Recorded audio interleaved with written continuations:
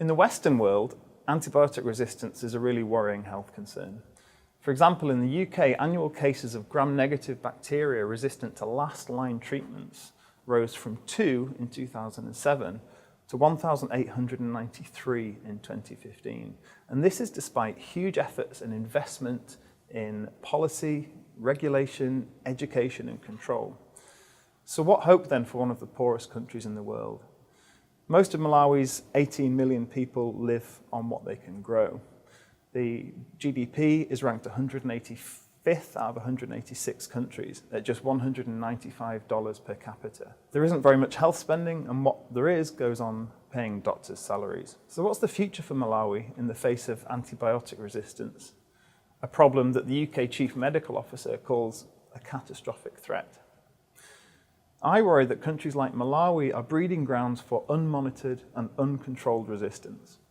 So I went to Malawi in June 2017 to talk to academics, clinicians, and government representatives to get a picture of what the research priorities are for antibiotic resistance in the region.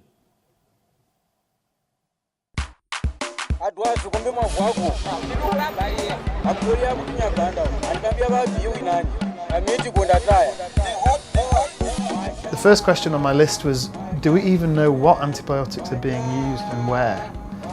Knowing this would be the first step in identifying the problem, but it soon became clear that the answer was no. I went into a pharmacy this morning and I said, can I have some antibiotics, please? And they gave me some. Yeah, that's what they do. And you know the funny thing? They can give you the antibiotics and then they can ask you how many you want. So you can just go and ask for it. Yeah, not only in drugstores and pharmacies, even in groceries. They will not even ask for prescription. It's very rare. So what are the most common diseases that people are taking antibiotics for in, out in the community, not necessarily in the hospitals, but in the community? Okay, in the communities, I think it's cold and flu. So people just buy the way they want. Okay. They are sick, they'll buy 2 tablets of cotrimoxazole and take. And when they come to the hospital, they will tell you, oh, I felt sick 3 days ago and I bought Cotrim. Or some people say, if 1 tablet can cure me in 3 days, why don't I take 3 per day? And the worst thing is, they are always repackaged. Repackaged? Yes. How come? That's how they are sold. You rarely find the amoxicillin in an original pack. They are always repackaged. So any antibiotic can be bought by anyone over the counter for under £1. And this means that antibiotic use is inappropriate, unmonitored, and uncontrolled. And these are the very conditions that lead to widespread antibiotic resistance. So what about in hospitals? Are clinicians able to prescribe properly based on an accurate diagnosis? Do we even know which bacteria are responsible for certain diseases, let alone which bacteria are resistant to which drugs? We use antibiotics blindly. We actually don't know what we are treating. That's why we just go and start using broad-spectrum antibiotics.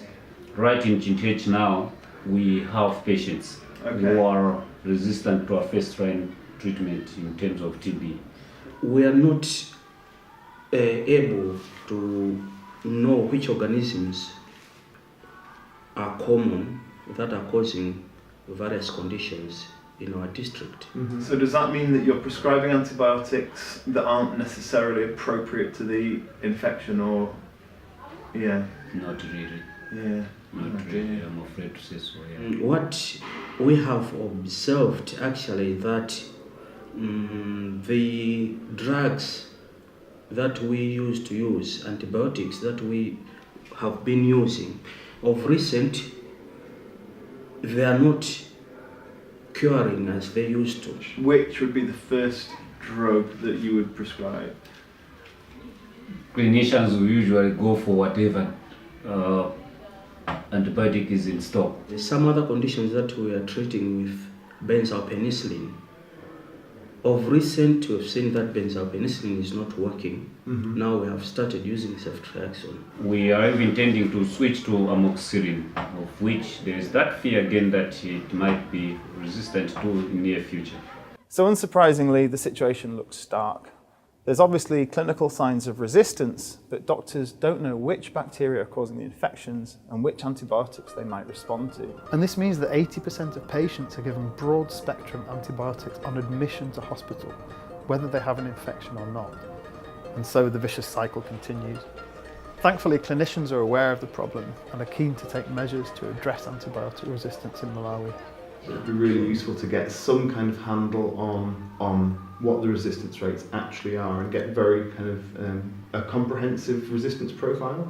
Yes, and if that study takes place, I think we'll be so grateful and we'll be knowing where we are. So if we are to prevent this antibiotic resistance spreading, then it is very necessary. So we feel there is need for such research so that we have to know how far we are. Well, the most important thing is the approach. At least if there is a study done, then we'll be on a safer side to say there is resistance to this extent in our district. Maybe if such research can be conducted in our communities, it can help us. So there's a need to know what we're treating.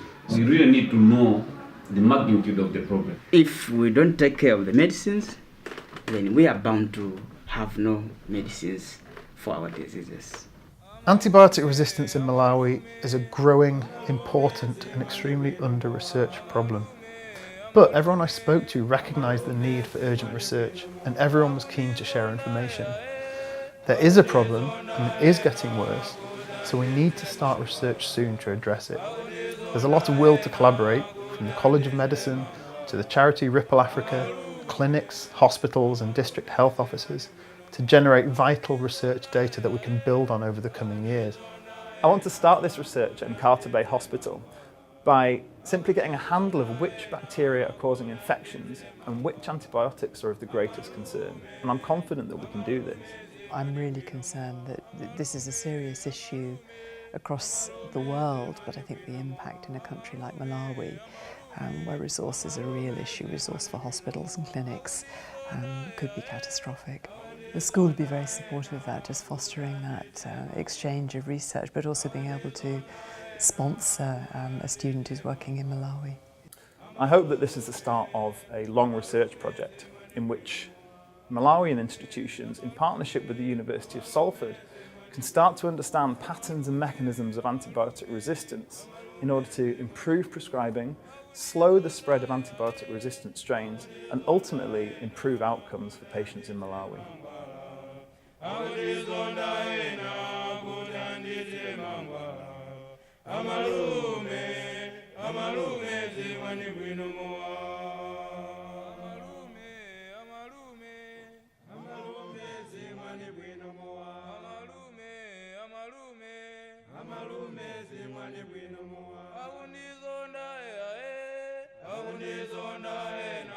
kudanditse mangwa